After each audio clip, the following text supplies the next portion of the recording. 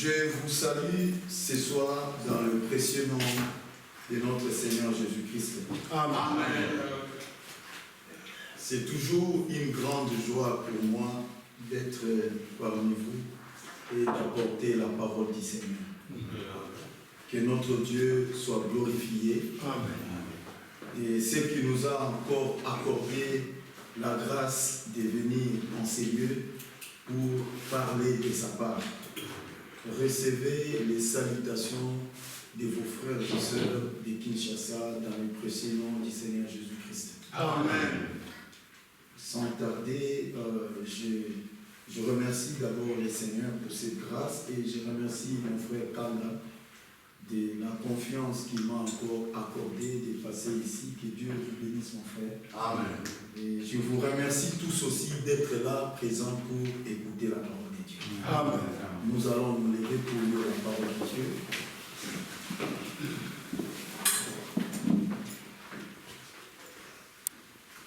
Nous allons ouvrir nos Bibles dans le livre de Marc, chapitre 11.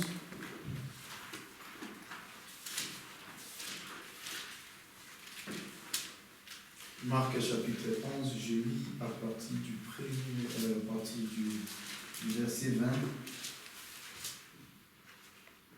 Je peux même commencer à partir du verset 12.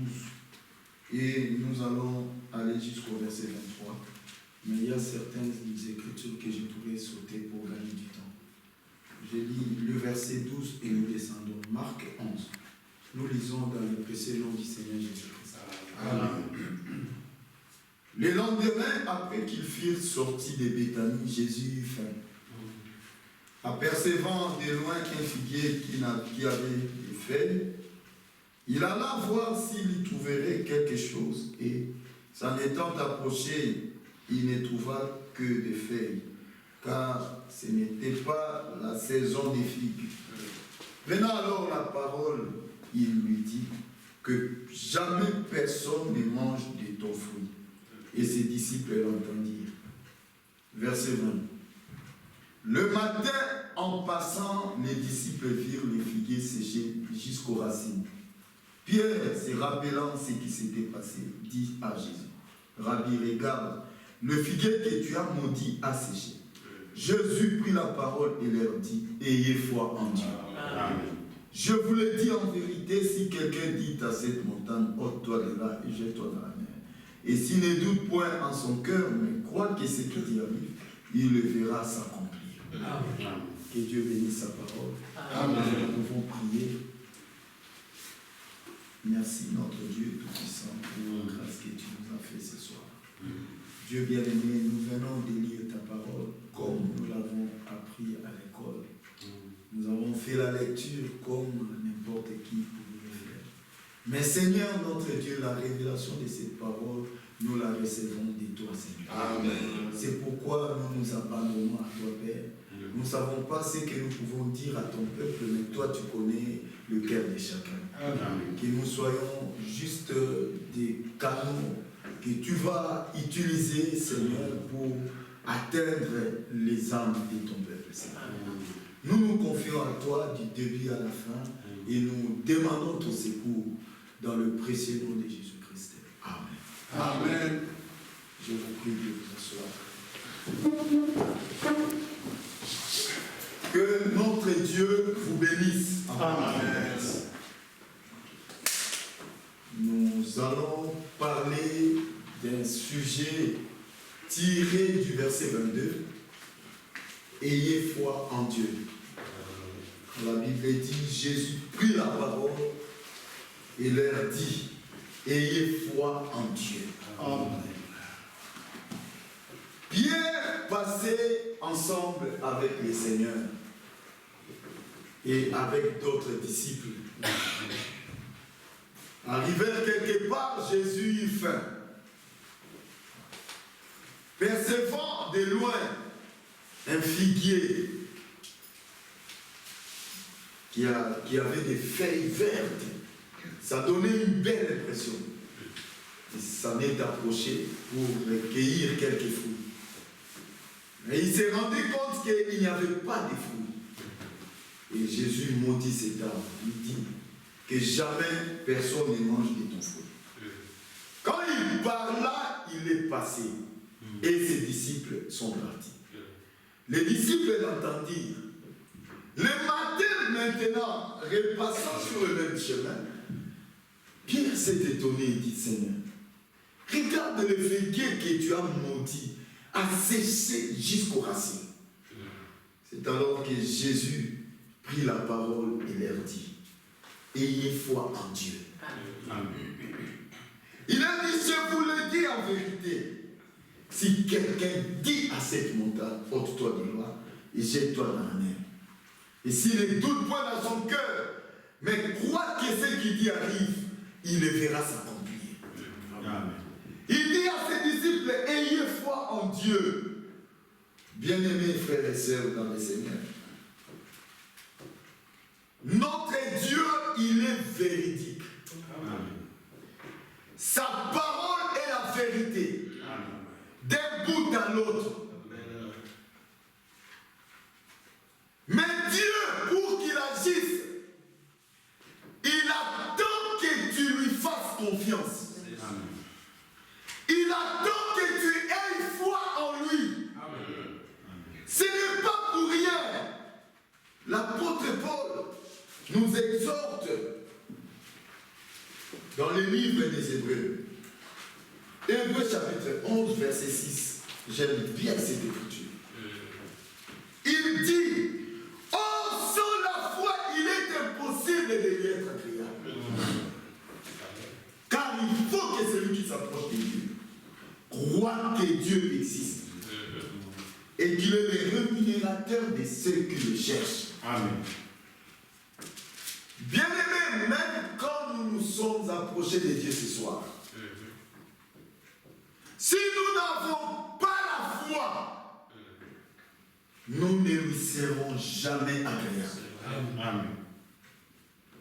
Et il dit, il faut que celui qui s'approche de Dieu croit que Dieu existe. Tu dois arriver à croire que ce Dieu-là en qui tu as cru, c'est une personne. Que ce Dieu-là existe bel et bien. Il est vivant aussi vrai que je vois mon frère Kanda. Dieu existe aussi. Amen. Il dit que celui qui s'approche de Dieu, commencez par croire qu'il existe d'abord.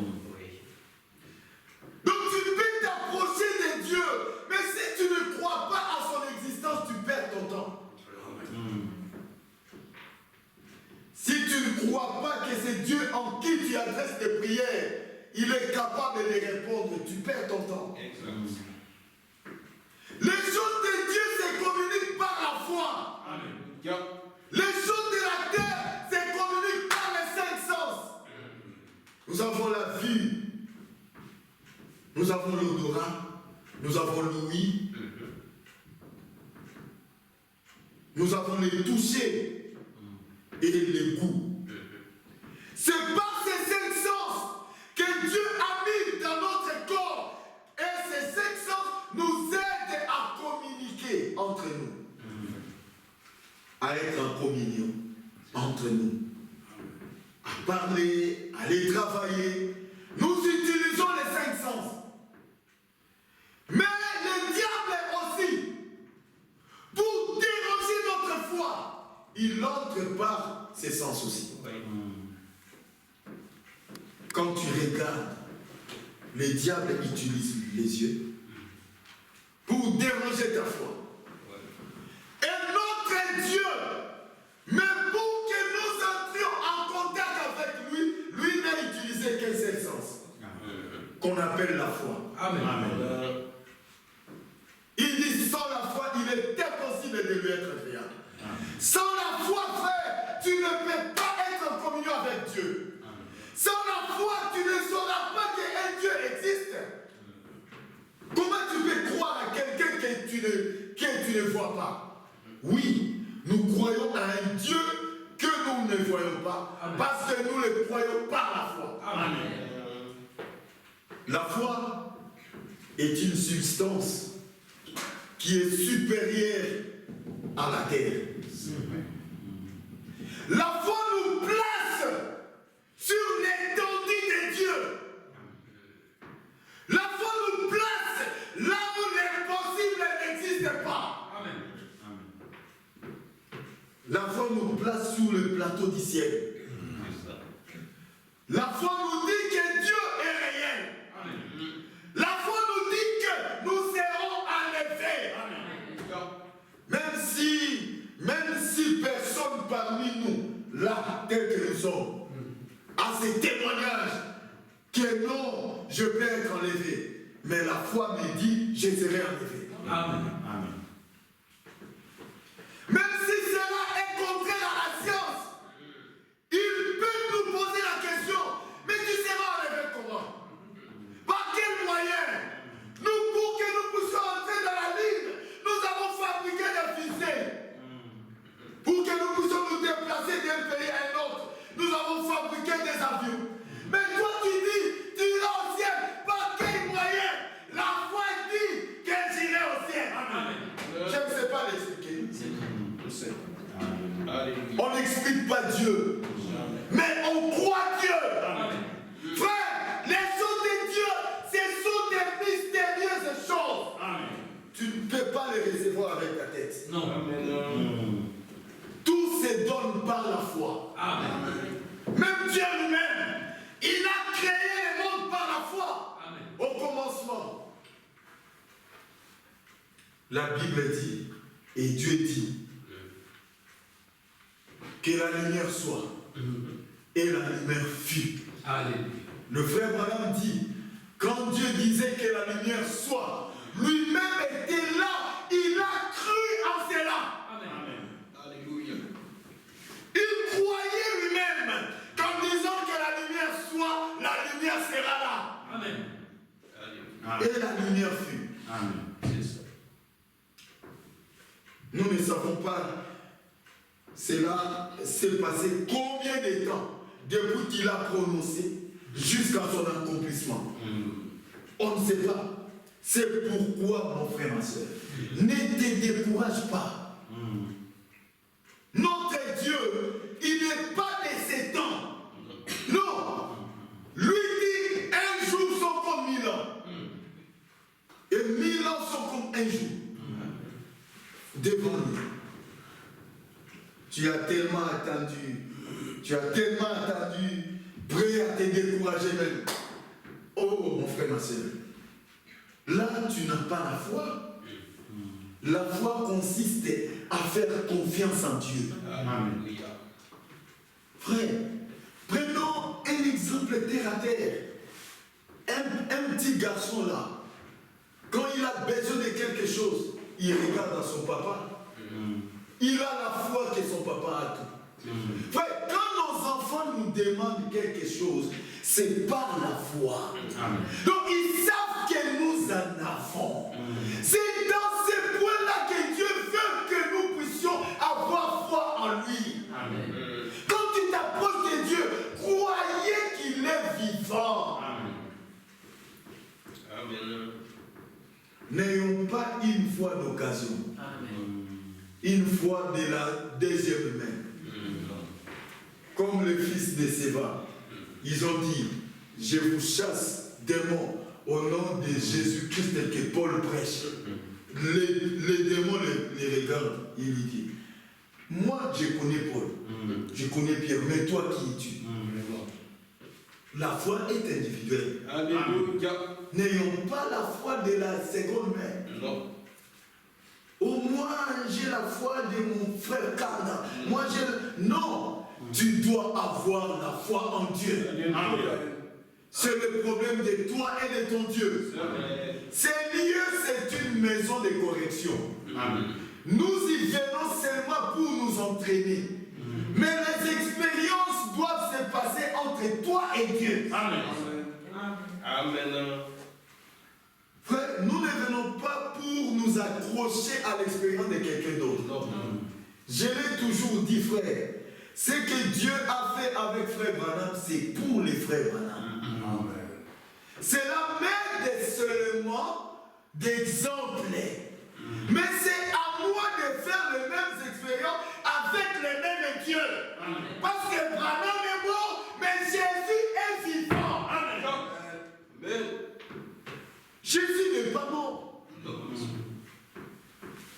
qu'il a laissé une tombe vide. C'est vrai. Il était mort, oui, mais il est ressuscité. Amen. Aujourd'hui, sa tombe est vide. Ce qu'il a fait hier, avec tel, avec les autres, il peut le faire aujourd'hui. Amen. Hébreux chapitre Hébreux 13, verset 7.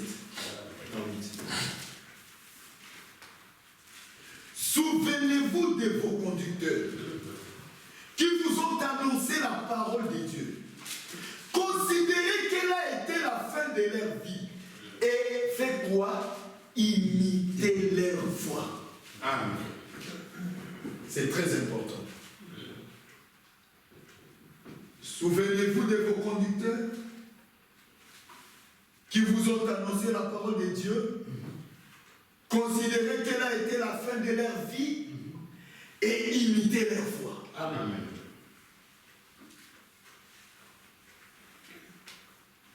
Amen. Amen. Pourquoi?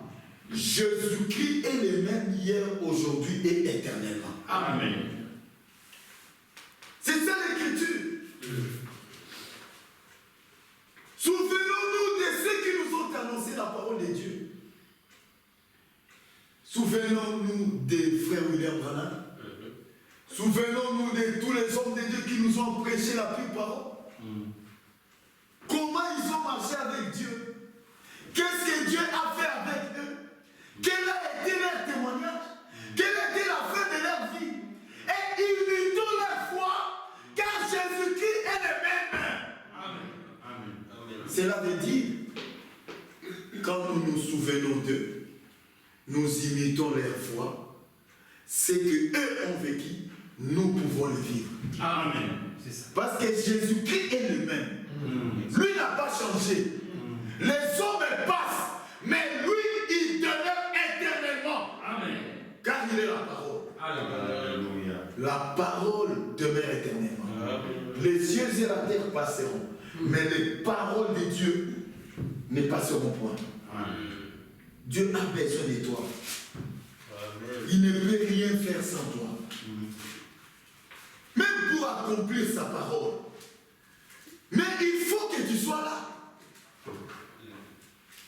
Pour que Dieu agisse, il faut que toi tu sois là. Dieu ne travaille pas dans l'air, non. Il travaille avec les hommes créés à son image. Dieu a besoin de toi. 1 Thessaloniciens 2,13. Il a besoin de toi. Il veut que tu croies à sa parole. Il faut que tu croies à ses promesses. L'accomplissement, ce n'est pas ton affaire. Amen. Toi, ton problème, c'est de croire. Frère, pour ce qui concerne les promesses de Dieu, il y a deux personnages qu'on ne peut jamais passer outre. Il y a Dieu qui accomplit les promesses, pour qui la Bible dit il est fidèle. Et il y a toi et moi qui sommes censés croire aux promesses. Mais l'accomplissement, ce n'est pas notre affaire. Quand tu pries, quand tu demandes à Dieu, l'accomplissement, c'est son domaine. Toi, fais ce que l'Écriture dit et soyez patient. C'est tout. Nous nous sommes appelés à croire. Et la parole de Dieu ne peut avoir de l'effet sur nous que lorsque nous croyons en elle. Amen. Même si on prêchait comment, si tu ne crois pas, tu ne recevras rien. C'est pas étonnant que Jésus ait dit à Marthe, Marthe, mais ne t'ai-je pas dit, si tu crois, tu verras. Pas si tu crois, vous verrez, non. Frère, on ne doit pas s'accrocher à la foi de quelqu'un d'autre. Ça, j'insiste. Les expériences de Branham sont pour les frères Branham. Mais toi et moi sommes appelés à faire nos propres expériences. Amen. Écoutez ce que l'Écriture dit. 1 Thessaloniciens 2, 13. C'est pourquoi nous rendons continuellement grâce à Dieu de ce qu'en recevant la parole de Dieu que nous vous avons fait entendre, vous l'avez reçue non comme la parole des hommes. Voilà. Quand nous parlons de la part de Dieu et que vous voyez que c'est écrit, sachez que ce n'est pas la parole des hommes. Je connais la lecture, mais ainsi qu'elle est véritablement comme la parole de Dieu qui agit en vous qui croyez. Amen. Frère, c'est la parole qui agit. Amen. Frère, c'est la parole qui agit. Amen. Frère, pour ce qui concerne la parole de Dieu ici, Dieu a tout mis dedans. Amen. Donc quand tu crois, c'est la parole qui a des effets. Amen. La parole de Dieu transforme. Amen. La parole de Dieu guérit. Amen. La parole de Dieu purifie. Amen. La parole de Dieu pardonne. Amen. La Bible dit, vos péchés vous sont pardonnés à cause de son nom. Amen. Et son nom, c'est la parole. Amen. Apocalypse le dit. Son nom est la parole de Dieu. Amen. Bien-aimés frères et sœurs, nous devons croire en Dieu. Et quand nous croyons à ces dieux-là, nous ne devons plus nous plaindre. Amen. Parce que quand tu as confiance, frère, le problème, frère, la foi, écoutez, la foi c'est la confiance. Amen. Frère, la foi, c'est une substance réelle. Amen. Donc c'est la confiance. Amen. Je vais vous démontrer la foi maintenant. Frère Tom, oui, levez-vous. Merci. Mettez-vous. C'est ça la foi. C'est aussi simple que ça. Tout simplement. Amen. Il a confiance qu'il est capable de s'élever. Amen. Il ne s'est pas posé des questions, oh frère, mais que puis-je faire pour m'élever? Non, il est conscient que je m'élève. C'est la confiance là que le frère a en lui-même. Prenons cela, plaçons en Dieu. Vous verrez ce que le Seigneur fera. Amen.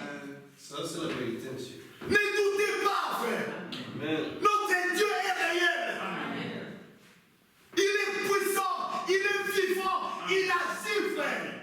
Alléluia. Ceux qui nous ont précédés les témoignent. Alléluia. Les choses de Dieu, c'est par la foi, frère. C'est par confiance. J'ai confiance à mon Dieu. C'est pourquoi je ne me plains pas. Quoi qu'il m'arrive, j'ai confie tout à Dieu. Je sais qu'il est vivant. Amen. Même pendant que les choses ne marchent pas, je suis toujours à genoux. Je sais que Dieu est là. Amen. Il peut sembler être silencieux, mon frère, ma soeur, mais il est là. Il a son temps. Ça, c'est vrai. Merci. Il a son temps. Amen. Il attend son moment. Remarquez, frère, un jour, Jésus est parti dans une fête. Il était là assis. Alors on a distribué les vins. Un moment donné, il n'en pouvait plus. Alors les gens commençaient à se plaindre.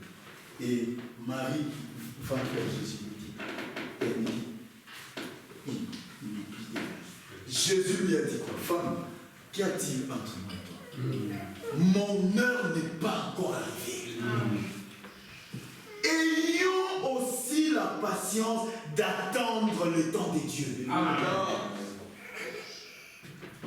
Frère, Dieu n'agit pas par force de prier. Non.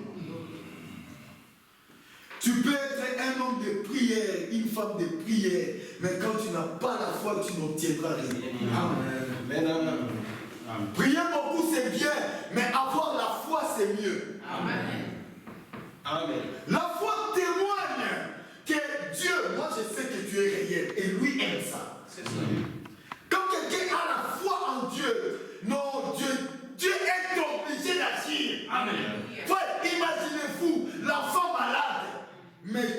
tu dis, Dieu est vivant, cet enfant sera guéri. Amen. Je ne vais pas aller à l'hôpital pour dépenser mon argent. Dieu est vivant. Dieu aime ça, frère. Nous devons le prendre au mot. Et il y a foi en Dieu. Il est réel. Il est réel, frère. Si Dieu n'agit pas avec toi et avec moi, il va agir avec qui? Parce que c'est toi et moi qui formons le peuple de Dieu sur la terre. Frère, quand Israël marchait, pendant la marche des enfants d'Israël, Dieu était avec Israël, pas avec d'autres gens. Dieu est dans sa parole. Oui, frère. Ne parlons pas simplement du message, que nous avons cru le message. Nous avons cru le message. Mais manifestons ces dieux-là. Le Dieu du message est réel. Pendant on n'avait pas besoin de faire la publicité. Mais c'est Dieu qui confirme la vérité. Demeurons dans la vérité. C'est à Dieu de confirmer sa parole. Amen, amen. Que Dieu vous bénisse. Notre Dieu est réel. Notre Dieu est grand. Il est puissant. C'est un Dieu qui fait tout. C'est un Dieu fait aux expériences illimitées. Imaginez-vous la mer rouge. Frère, les gens, ils marchaient avec Dieu. Arrivés devant la mer rouge, c'était fini. Comment traverser? Mer rouge. Frère, c'était pas facile. C'était pas facile. D'autres qui n'avaient pas la foi, ils sont partis vers Moïse. Mais Moïse, n'est-ce pas qu'on te le disait? Mieux vaut que tu nous laisses ici servir Pharaon plutôt que de nous amener ici. Maintenant, on va passer par où? On n'a pas de bateau. On va passer comment? Il n'y a pas de canaux rapides. Derrière nous, c'est l'armée de Pharaon. Mais Moïse était calme. Il avait foi en Dieu. Il connaissait en quoi son Dieu était capable. Frère, tu dois connaître les capacités de ton Dieu. Mon frère, ma soeur, même quand tu es dans une démarche quelque part, soyez calme. Dieu est vivant, frère. Bien-aimé, laissez-moi te dire quelque chose. Aussi longtemps que tu es capable de faire quelque chose, Dieu te laissera faire. Mais Dieu aime quand tu seras incapable. C'est là son domaine. C'est là son domaine. C'est là son domaine, frère. Il aime que nous soyons coincés. Il aime que nous soyons poussés à bout. Pour ne regarder qu'à lui. Lui, il aime comme ça. Parce qu'il est tout puissant. Il doit te démontrer qu'il fait pour toi ce qu'aucun homme ne peut faire pour toi. Dieu aime la différence. Il aime la différence. Frère, si Dieu ne peut faire pour moi les choses qu'un autre frère peut faire pour moi, alors en quoi j'aurai la certitude que c'est Dieu qui a fait ça? Il attend que tu en arrives au point où tu te dis, ça n'est fini de moi. Alors lui, il intervient dans le silence. Il est puissant, frère. Nous avons créé un Dieu vivant. Il est merveilleux. Frère, un homme qui n'a jamais échoué. Oh, cet homme de Jésus. Alléluia. Il est incomparable. Frère, c'est pourquoi lorsque les gens aujourd'hui les comparent à Branham, ils sont malades. Ils sont vraiment malades. Jésus, mais frère, il est incomparable. L'homme dont la Bible dit que la plénitude de la divinité habita corporellement. Donc même la poids de Jésus, c'était la divinité. Même l'ongle de Jésus était divin. Les souffles de sa bouche étaient divins. Tout ce qui était sur son corps était divin. La plénitude de la divinité corporellement. Frère, il y avait un jour, il passait avec ses disciples. Et expressement, il dit à ses disciples, passons par ces chemins. Les disciples lui ont dit, ah Seigneur, ici il y a que passons par ces chemins. Il y a un fou, le fou de Gadara. Un homme qui brisait les chaînes. Un homme qu'on ne pouvait pas maîtrisé, un homme possible. Les gens s'étaient fatigués de lui. Oh, mais quand il vit Jésus venir, frère, la Bible dit, il n'avait ni beauté ni éclat pour attirer nos regards. Semblable à celui dont on détourne le visage. Quand le frère Branham décrit Jésus, il lui dit, il était un homme en quelque sorte aux épaules voûtées. Donc les mains, frère. Donc, un homme là, tu le regardes et tu te dis, mais ça c'est quoi ça? Mais le Dieu Tout-Puissant. Alléluia. Et quand cet homme qui était plein de démons, le vit seulement passer, il dit, il s'est agenouillé. Parce qu'il est écrit que tout genou fléchit devant Jésus. Amen. Même ton problème ce soir, il doit fléchir devant Jésus. Amen. Oh frère, moi, en tout cas, cette maladie ici, ma maladie, frère, cette maladie n'est pas à toi. Non. C'est un démon. Amen. Tu ne peux pas héberger un démon et tu fais sa publicité. Amen. Oh. Alléluia. Ne faites pas la publicité des démons. Les maladies, ce sont des démons. Amen. Frère, il y a des gens aujourd'hui qui sont esclaves des médicaments. Mais ayez foi en Dieu, mon frère. Amen. Ayez foi en Dieu. Amen. Ayez foi en Dieu. Tu peux décider. Fais confiance à Dieu, frère. C'est Dieu-là est vivant, frère. Amen. Moi, frère, à chaque fois que je suis très malade, quand j'essaie de prendre le médicament, ça ne marche pas. Je dis, mais après tout, je ne peux pas être un esclave des produits comme une pharmaceutique. Qu'est-ce que c'est? À partir d'aujourd'hui, là, je parle à Dieu comme ça. Je dis, Seigneur, je prends ces médicaments, je les jette. Je prie. Toi, tu me guéris. Si je meurs, que le témoignage est resté pour toujours, que j'étais mort parce que je t'ai fait confiance. Amen. Frère, j'ai toujours été guéri miraculeusement. Dieu, il est vivant. Amen. Il est vivant, frère. Amen. Nous devons l'expérimenter. Amen. Il est vrai que nous devons aller chez le médecin. Il doit nous traiter. Mais notre confiance est en Dieu. Amen. Celui qui guérit, ce n'est pas le médecin. C'est Dieu qui guérit. Amen. C'est Dieu qui guérit. Amen. Et ce Dieu-là est vivant. Amen. Regardez Noé. Noé, Dieu s'est révélé à lui. Il s'est révélé à lui. Il lui donne une tâche difficile. Une tâche de quelque chose qu'il ne s'est jamais fait sur la terre. Il lui dit, je vais faire descendre les déluges de pluie sur la terre. D'abord, le mot pluie n'a jamais existé. C'était la première fois que Noé entend que la pluie existait. Il ne savait pas ce que c'est la pluie. Parce qu'avant que Dieu ne lui parle, il n'y eut jamais la pluie sur la terre. C'était la première fois. C'est pourquoi quand Noé rendait son témoignage, beaucoup de gens ne le croyaient pas. Frère, ne cherchez pas à ce qu'on croit en toi. Toi, attache-toi à la parole. Amen. Reste fidèle à Dieu. Amen. Le problème avec Noé, ce n'était pas ce que les gens disaient. Le problème avec Noé, c'était est-ce que je fais ce que Dieu m'a dit de faire? Si c'est Dieu, je le fais. Je le fais. Amen. Mais il faut aussi être sûr que c'est Dieu. Amen. Parce que Dieu ne travaille pas en dehors des Écritures. Amen. Il est fidèle à sa parole. Amen. Quand c'est Dieu qui te dit de faire quelque chose, considère, ramenez toujours à l'Écriture.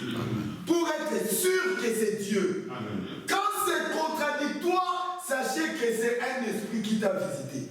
Mais ce n'est pas Dieu. Parce que Dieu fait tout conformément à la parole. Frère, Noé s'est mis à travailler. Il s'est mis à travailler.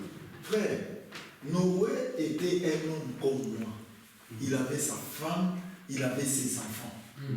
Il avait sa femme et ses enfants.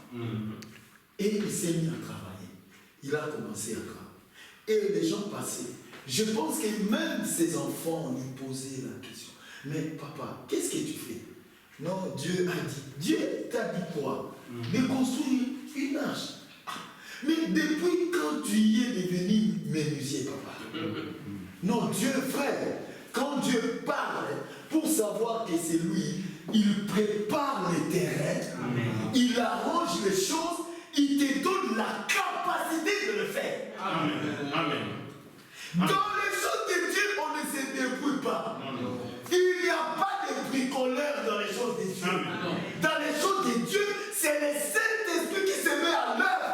Et il fait ces choses et les hommes disent, regarde, et ils disent, Dieu est à l'œuvre. Amen. Noé s'est mis à travailler. Il s'est mis à travailler. Avant que la pluie ne tombât, Noé devait obéir d'abord à ce que Dieu lui avait dit. J'ai lu le message dans Genèse, chapitre 6, verset 22.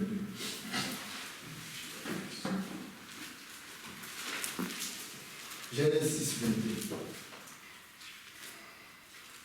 La Bible dit, c'est ce que fit Noé.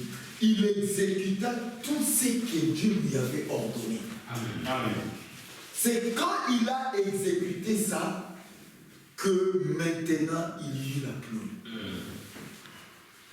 N'attends pas toujours voir Dieu à l'œuvre alors que tu n'exécutes pas ce que Dieu a dit.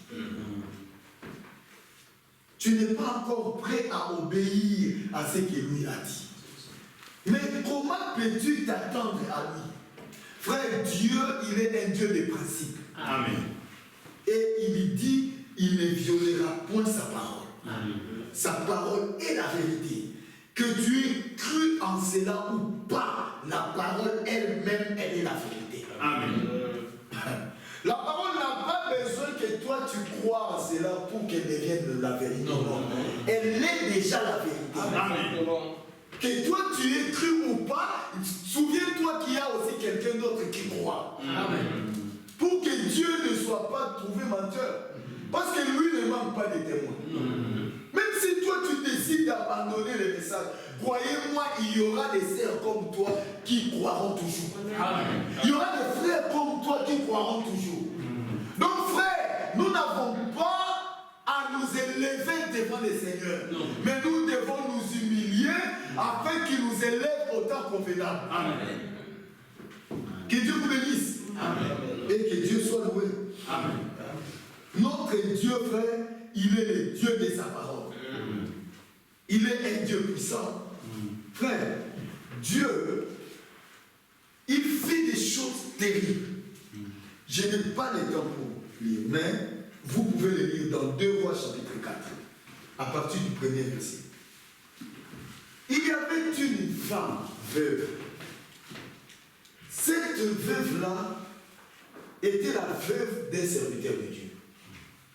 Alors, pendant que son mari était en vie, ils avaient contracté des dettes. Et son mari est mort. Et n'a rien laissé à la veuve. Et la veuve était là. Le créancier est venu prendre ses 2 fils pour en faire ses esclaves, afin d'apurer petit à petit la dette. Cette veuve est allée vers l'homme de Dieu, vers Élisée. Elle lui dit, mon Seigneur, tu connais mon mari était serviteur de Dieu. Il est mort. Alors le créancier est venu à cause de la dette que mon mari avait contractée. Il est venu, il a pris mes 2 fils pour en faire ses esclaves. Je ne sais pas qu'est-ce que je peux faire. L'homme de Dieu lui pose la question. Qu'as-tu fait? Il dit, je n'ai qu'une petite quantité d'huile dans la maison. L'homme de Dieu lui dit, va dans la maison, ferme la porte après toi, demandez des récipients chez les voisins, demandez-en pas en petite quantité, demandez-en en grande quantité. la femme a obéi. Frère, avant de voir la main de Dieu sur l'obéissance, Amen. la femme n'a pas posé des questions. Ah, l'homme de Dieu. Je n'ai qu'une petite poignée d'huile, une petite quantité d'huile. Tu me dis de demander des récipients, même chez les voisins. Et que je fasse quoi? L'homme de Dieu dit, va dans ta maison, ferme-toi dedans. Commencez à verser cette huile-là que tu as dans des vases. Et à la fin, tu vas vendre cela. Tu auras de l'argent.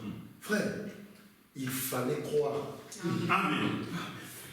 Même cette femme devait croire. Elle est partie. Elle a fait ce que l'homme de Dieu lui avait dit.